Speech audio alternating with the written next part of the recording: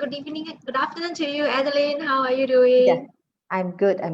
Joanne. I'm good. Hey, okay, so it's great to hear that you are doing well. Are you at home now? Yes, I am. I can see you Yeah, are at home as well. yeah. So it's glad that we are all in pink today. We are very sync. Yes, Yeah, yes. I'm also at home. Okay, thanks for joining us for today's session. It's our third session together. Thank you for having me. So yes, while we are waiting for some of our online users to join us, I think we can start. Yeah. So very good Yes. afternoon, everyone, and welcome back to our weekly Facebook Live sessions organized by CareCare. So as all of us know that we are actually an organization that specializes in post-supportive care, especially for providing some of the products such as like breast prosthesis, mastectomy bras, heavy compression arm sleeve to support the recovery of cancer patients.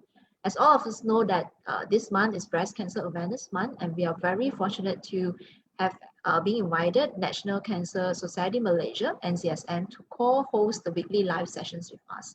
So if you have missed any of our early sessions, no problem. You can always come back to our Facebook page or NCSM page to look for more information. And every week we speak on different topics that are related to cancer management. And today we have invited Miss Adeline Joseph, who is actually a breast cancer survivor for 25 years, to share some of her inspiring journey with us today, and also some of the advices that she can give to some of the newly diagnosed cancer patients. And our topic of discussion today will focus a lot more on dealing with the big C, and the C over here means cancer. And along the way, we are actually not alone in this journey, right? A bit background on Miss Adeline. Yes. She's currently the head of Resource and Wellness Center in NCSM, where she oversees a series of services, mainly the peer support service, to focus on giving advices, consultations to some of the newly diagnosed cancer patients, and also organize a series of like wellness classes like yoga, qigong, painting, which are all very interesting to foster a closer relationship between patients and to help them to build a more healthier lifestyle. And today's session is going to be slightly different from what we did in the past, where we will do it in a Q&A manner, right?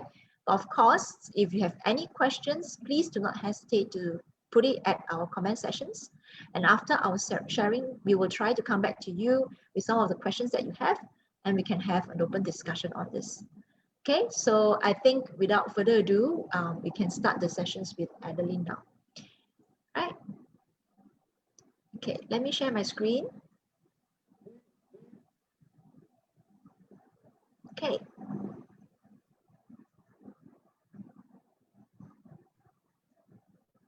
Yeah. So maybe Adeline, because we know that you are actually a breast cancer survivor for like 25 years now, or even more than that. Maybe you can share with us how was your journey when you are fighting with cancer, or when you first get to know about this news from a doctor.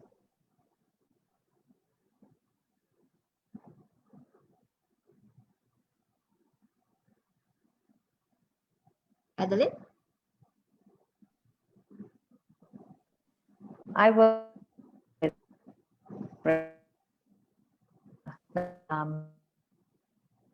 think there are some technical glitches. She's having an internet connection problem.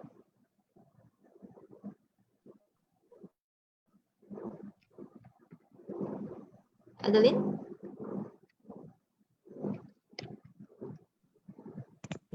Can you hear me, Joanne? Yes. Yeah, I think there was some a bit of a. Can you hear me? Yes, I can hear you better now. Okay. Hopefully it doesn't. Yeah, I think it's the internet connection. Okay. And yeah, I was diagnosed. Yes, I was diagnosed with breast cancer, early breast cancer, and in 1995, just about 34 years, when I was about 34 years old. I was actually working at the Cancer Society at that time itself, and I discovered the lump during my monthly breast self-examination. And during the course of my working with Cancer Society, I have met survivors. I have seen ladies walking into the center looking normal, and when I look through their history, they share with me their cancer their cancer history, and then I'm like shocked. I said, hey, they look normal. But even with that, even though it gave me a bit of a positive outlook to cancer, I was never prepared when the doctors told me that I had cancer. It was scary, really scary. And so many times I kept going back to thinking, is this real? They got mixed up with somebody's report and all that. And I think when I went and saw the surgeon with my sisters, the surgeon assured me that since it was early stage, there was a very high chance of me getting full recovery after having the proper treatment and care. But even then, the fear of death, 25 years ago, it wasn't so. I mean, even till today, when somebody receives that diagnosis, I think the first thing that comes to mind is, am I going to die? And it was the same with me 25 years back, and I think that was that same fear that was with my family as well. But I think we didn't have people or organizations like what we have now where we could go for information or support. So at that point, my family was just in the dark as me. And I think the doctors were only a source of information and support. And my surgeon was wonderful. She was able to answer all our questions. And every time she assured me that you're going to get through this, you're going to live for a long time, Adeline. And with that assurance, I think my family held on to that hope, And yeah, there were times we cried together. My sisters were my strong pillar of support at that time. We cried in silence on our own, but we also cried together. And we discussed a lot of things together, and that's helped me to make decisions. But again, there was guilt that whether I brought it upon myself, whether I wasn't eating right, was I exercising enough? I didn't have a proper exercise regime then. I still don't have it now, I feel guilty as well. Yeah, so those guilt was there a little bit, but lucky I didn't dwell on it too much, and I was able to move on. And slowly, I think the major obstacle was accepting it. So once I accepted that diagnosis, I could see that my family around me also learned to accept it accordingly, and we went on to the next mode, so to speak, as what should be done. And yeah, there was fear. That fear never went away till few years. Even now, with a little bit of ache and pain at the breast or any part of the body, that fear comes back. Is it back? Is it back? Yeah. Yeah. How was it like for your chemotherapy session? Okay. Again, not much information. The doctor just told me chemotherapy is having drugs put into the body intravenous. So the first time I went in, and then they didn't have it like today, so sophisticated, in a nice room where they have the drip and a nice soft, comfortable sofa or bed. That time was you go, like you're seeing the doctor for a cough and cold, and it was the doctor's table that they will just jab few injections into my hand, And the smell, I can still today, when I walk into the oncology, I can still remember that smell, and it gets to me. But the first time I got it, I went home, I said, hey, there's nothing to it, seems okay, But then after my meal, and that's when I started to throw up, the doctor told me that mine is a very mild combination of drugs, so I would not lose my hair, but I would have nausea. But so it was the weekend. I remember having my chemo on the Friday. Oh, the whole weekend was very bad. I couldn't keep anything down.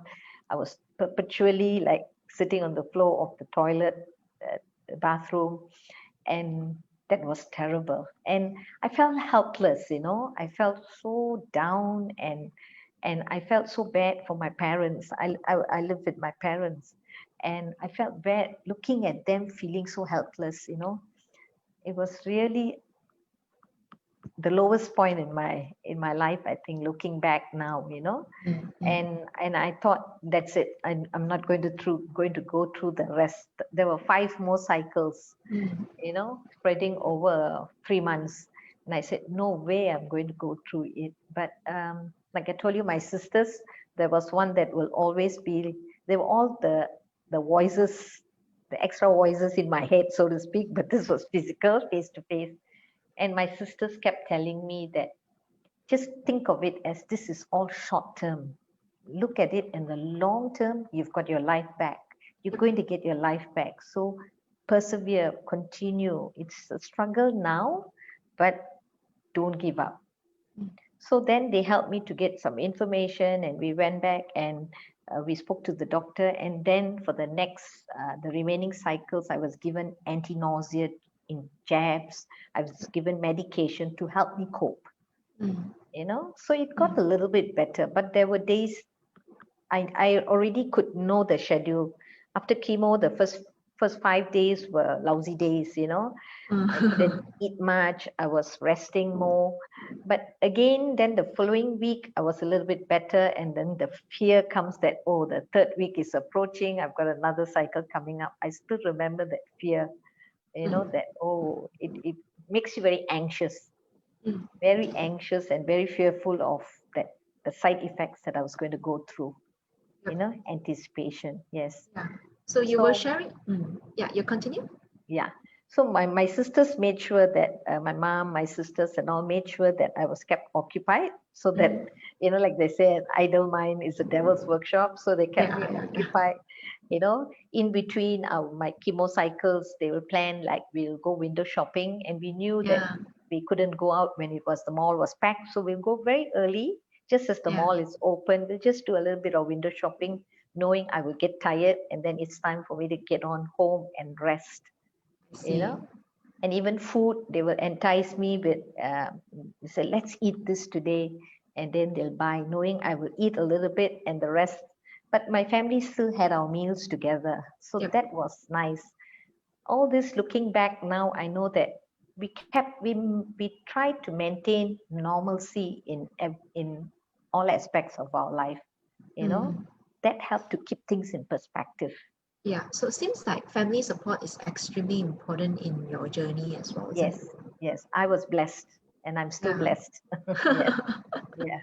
You share with us earlier that you say you have a left mastectomy.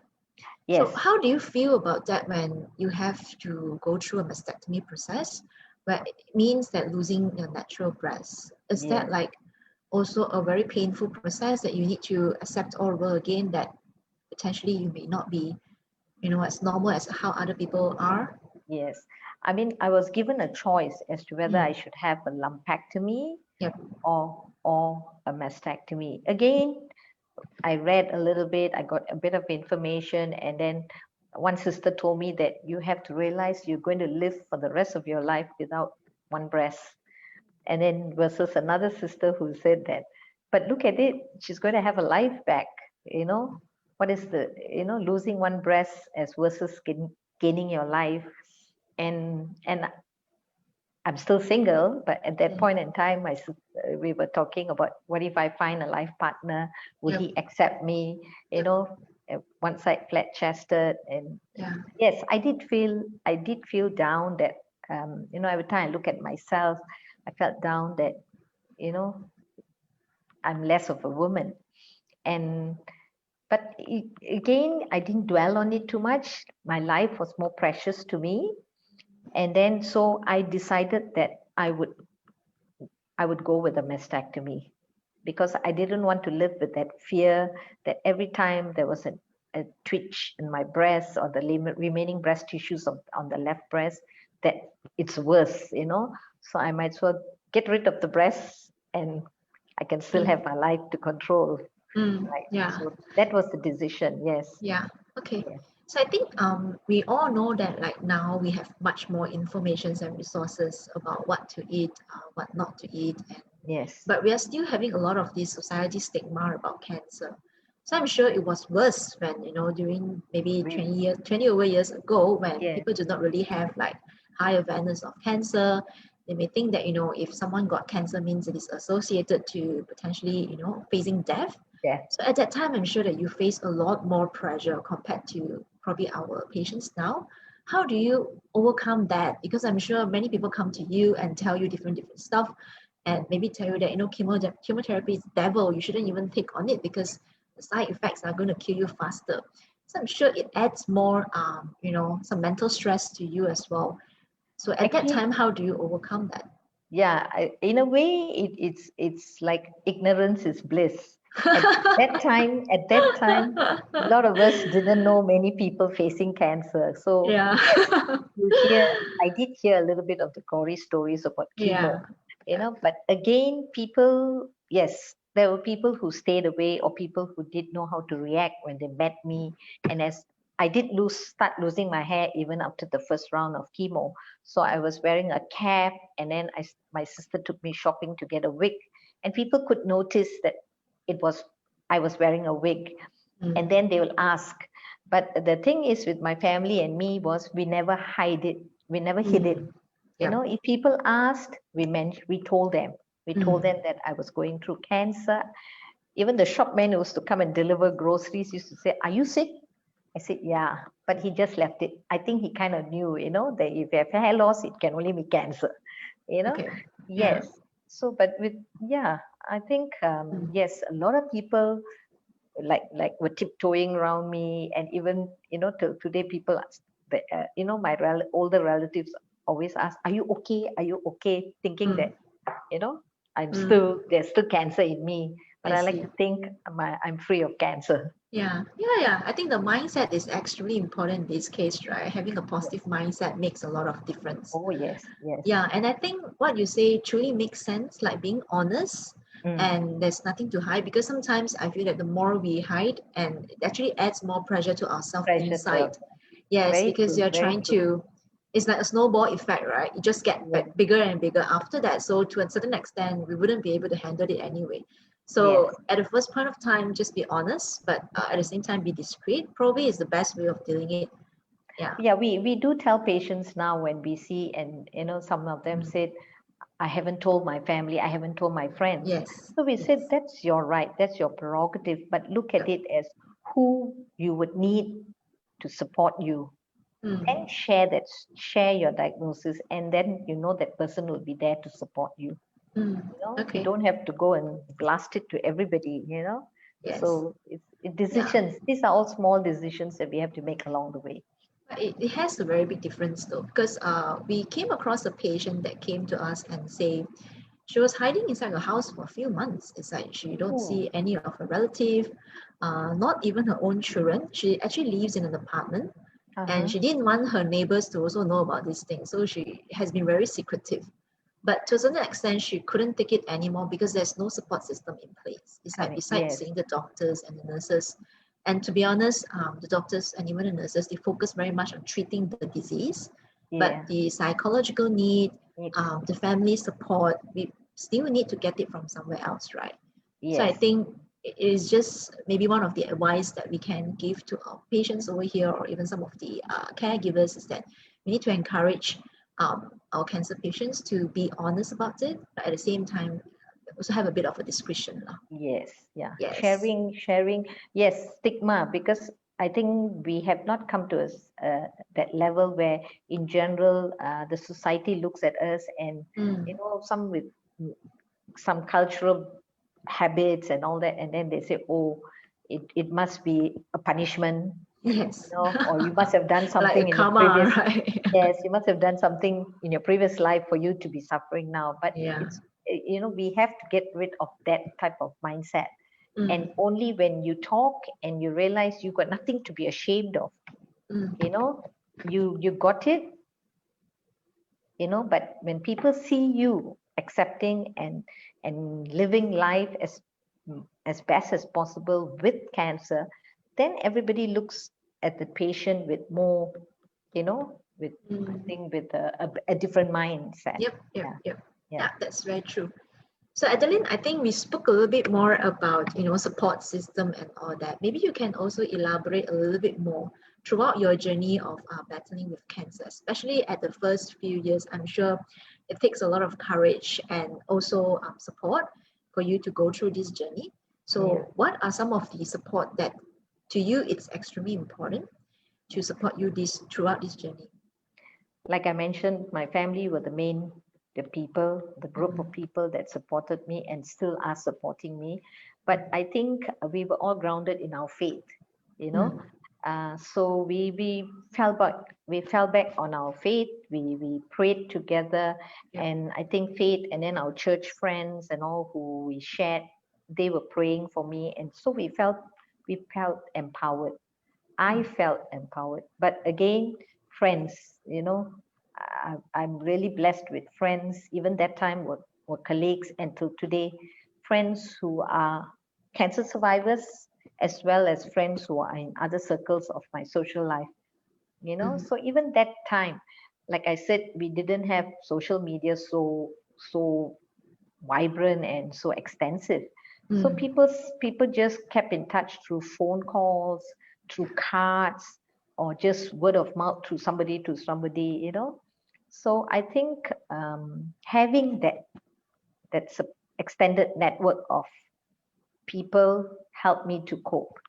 Yeah, I You know? think cards are very interesting. Probably Yes, the last card that I received was when I was in high school. I Now if still I have yeah, I now if still I have have the a card, cards. I oh still yeah, have those cards that people sent me, you know. That's yeah, really, correct, yeah, correct. you I know, think it and then has a very strong, memorable, yeah, value over there. yes, yeah. Correct. Compared to how we are today, lah.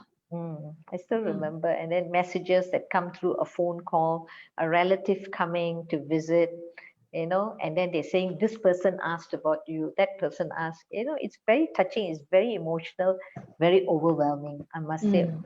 Yep, overwhelming. yep, Yes. yep. Do you go to work during that time when you're having treatment? No, I was given medical leave.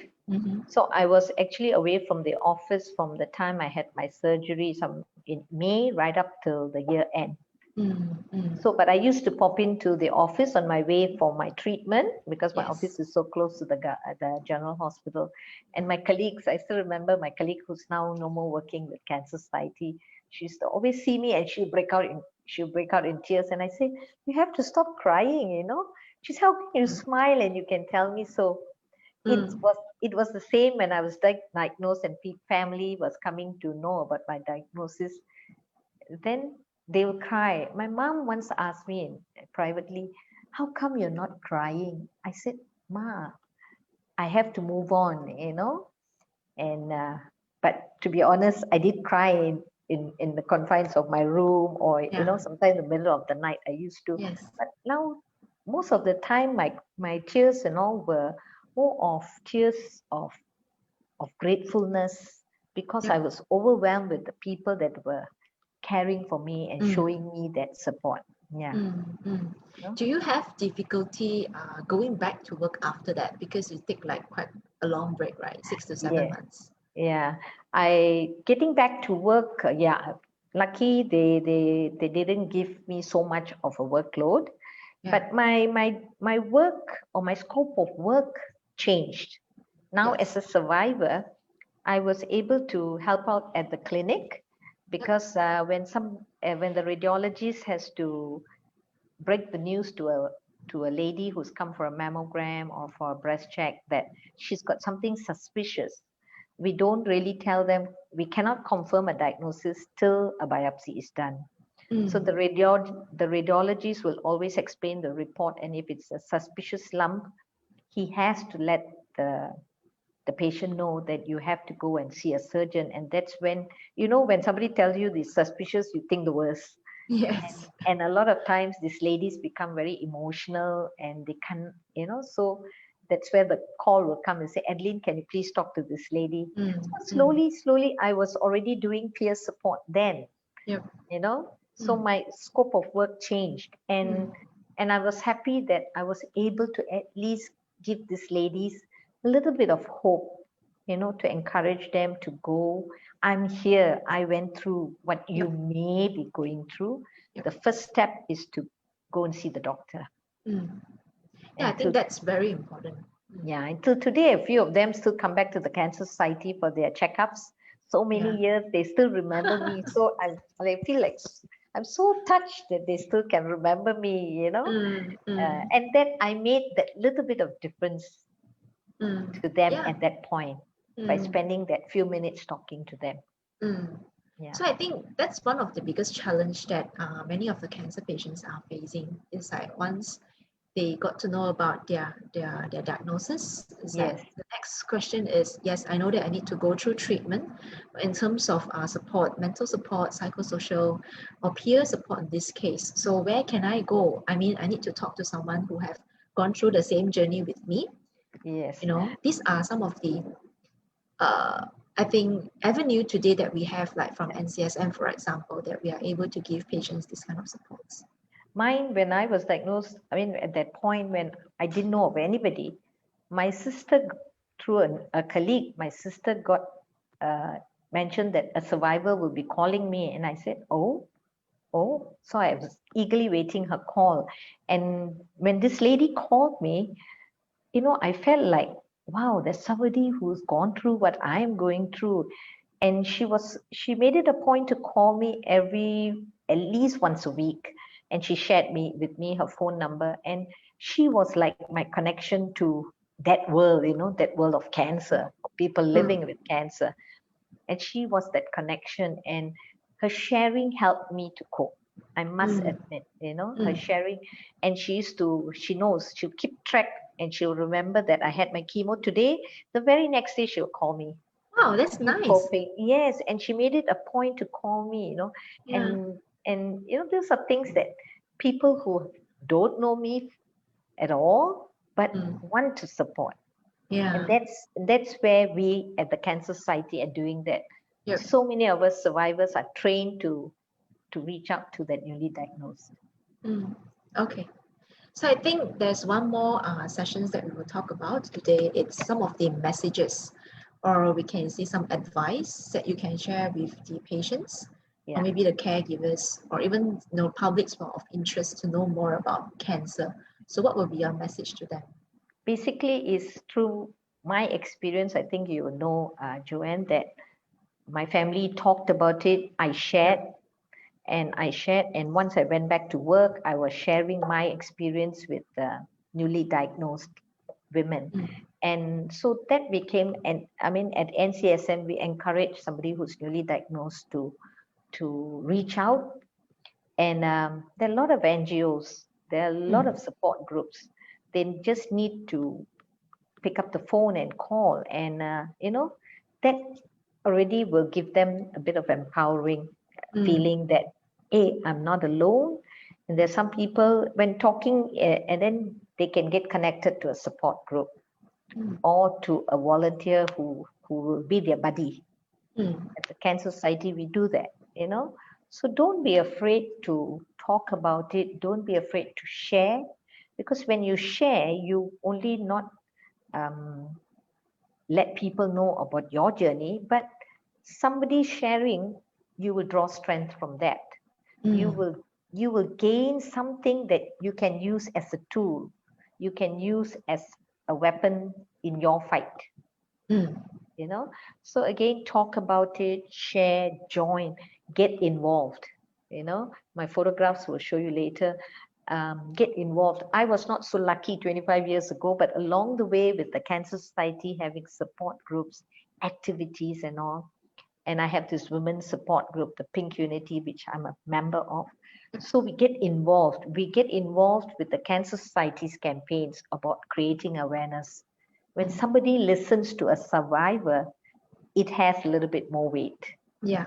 It really has, you know, and that empowers women who, and we always tell them early detection, you know, and if you do face a breast cancer journey, face it, you know, with strength, that so many others out there who will give you that strength, that support. Yeah. So basically, reaching out, talking about it, getting involved with all the activities that's there. Yeah, I mean, what you say remind me, like sometimes they say the more you share, even about, in our daily life, when we share with our peers about what we know, it works like a reinforcement. so that we Yes. will also be more familiar with the subject itself.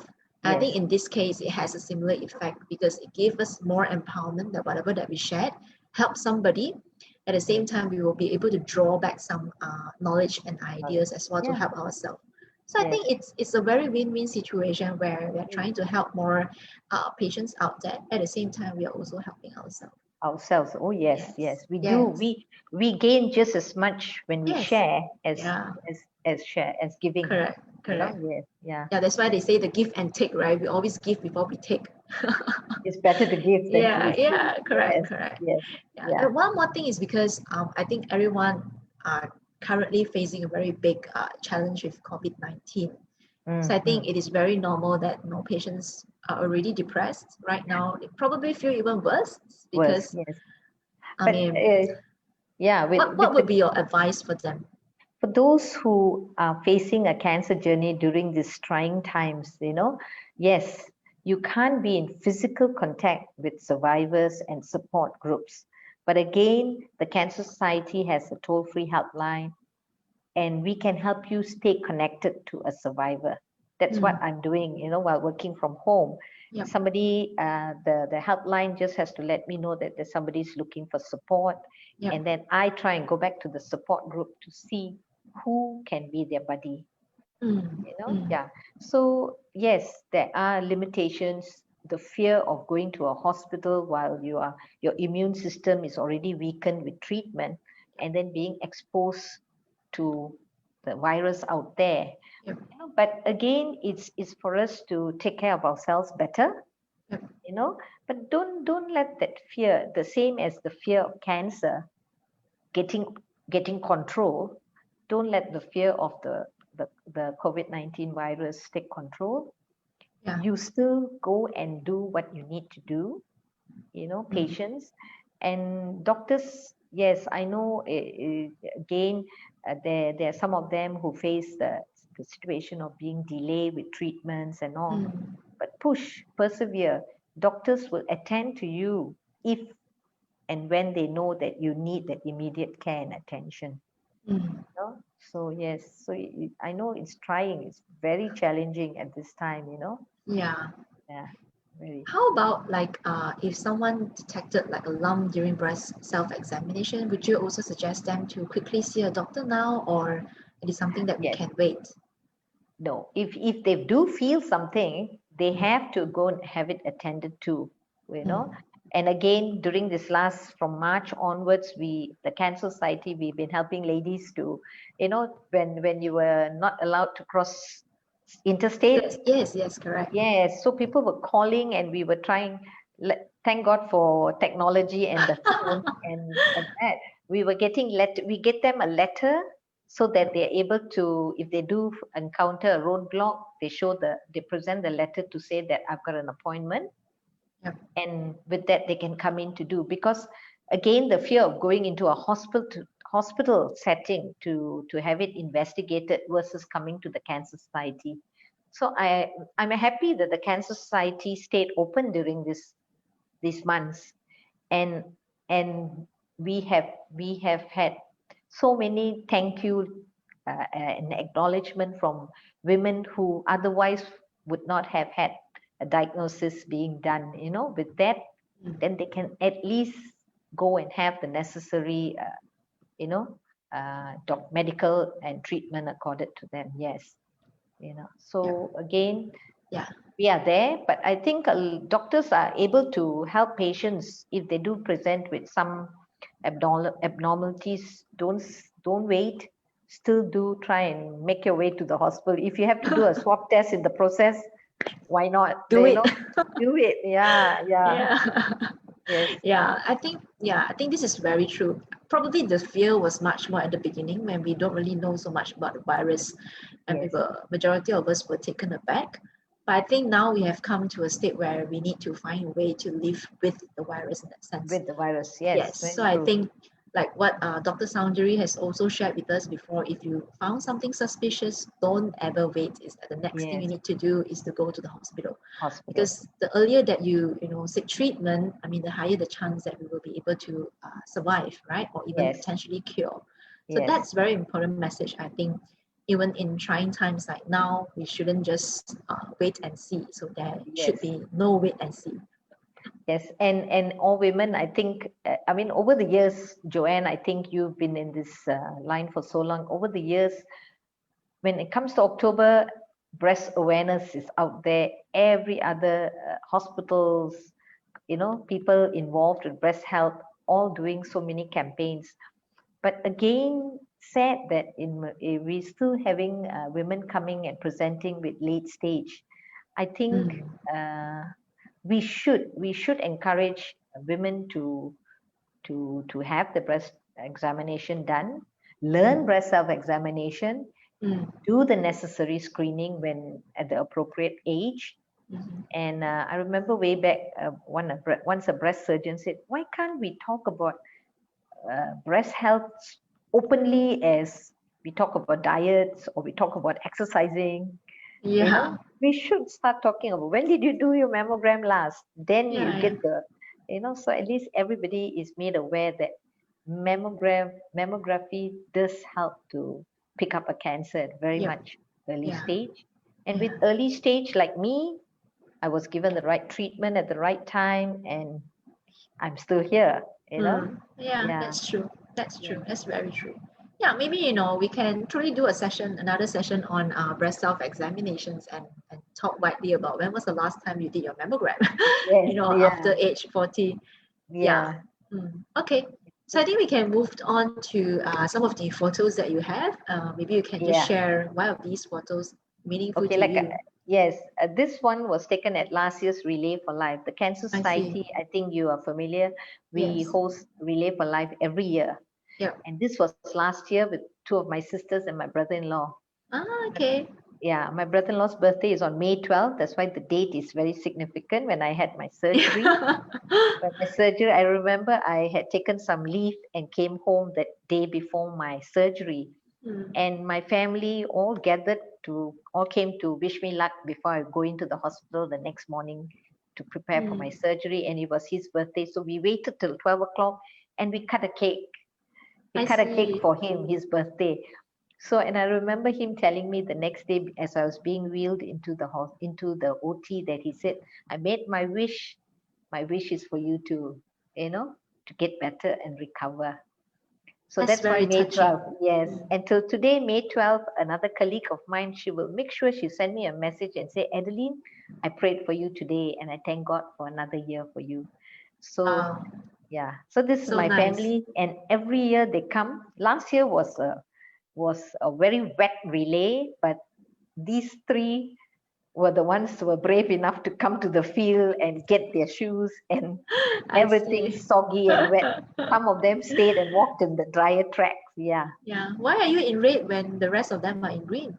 Yeah, because at relay, they differentiate the t-shirt colors with the survivor versus Ah, I the see. I public. see. I So they see. I see. are, yeah, so they are wearing the public and the survivors were all in red. I see. Okay. Yes, Very nice. Very nice. yes. Come. How about So this one?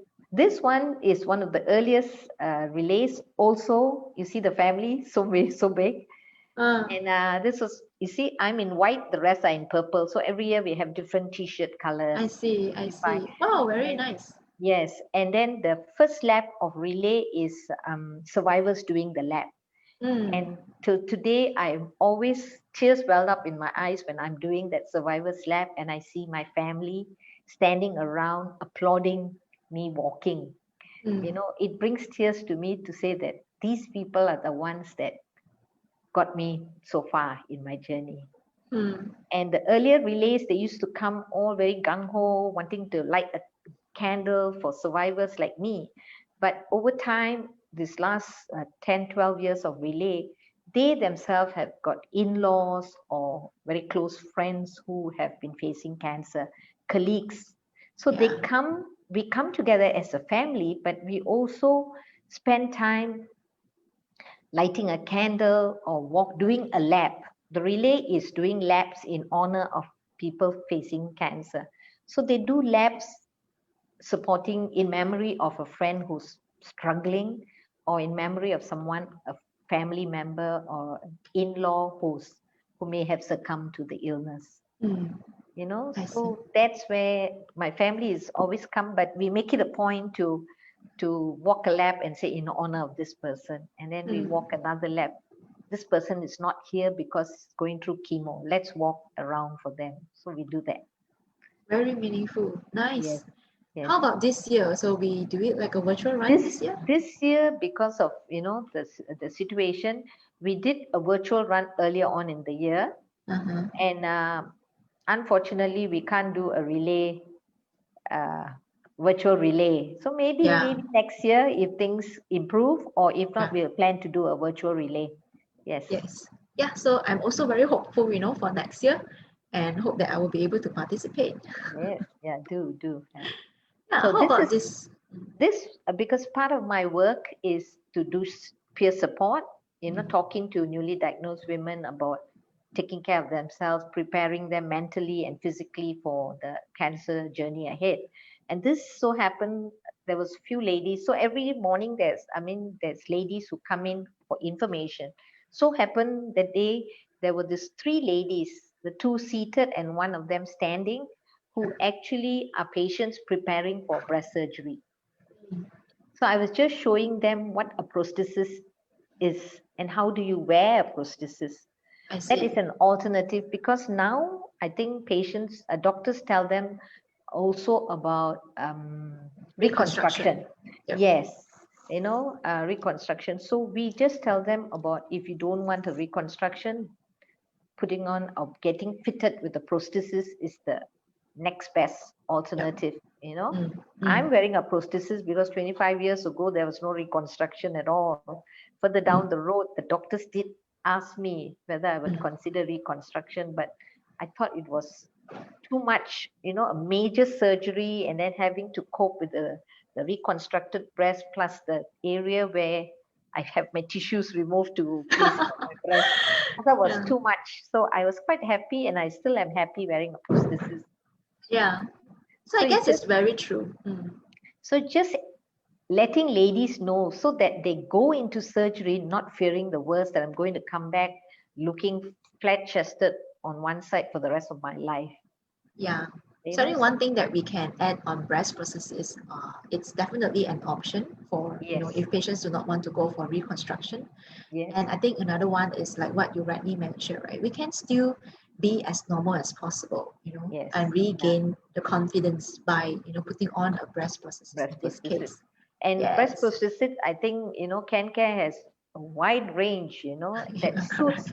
suits any lady, and also because a lot of them, the older ones, were very heavy. Now you guys Correct. have come up with so many, Ultralight. like, Yes, correct. yes, so it's very Mm. comfortable, Right. So, and also like in COVID situation right now, we are Yes. also helping a lot of the patients doing virtual fitting as Yes, well. I'm amazed that you did it online, and I said Yeah, like, correct. oh, So, I we mean, have, it's correct. That's why, in this kind of partnership, we wanted to make sure that more we can reach out to more of these patients. It's more like awareness building. yes, Sometimes patients thought that, well, it's actually not very important for me. I sort of like already gave out my how I look from the outside.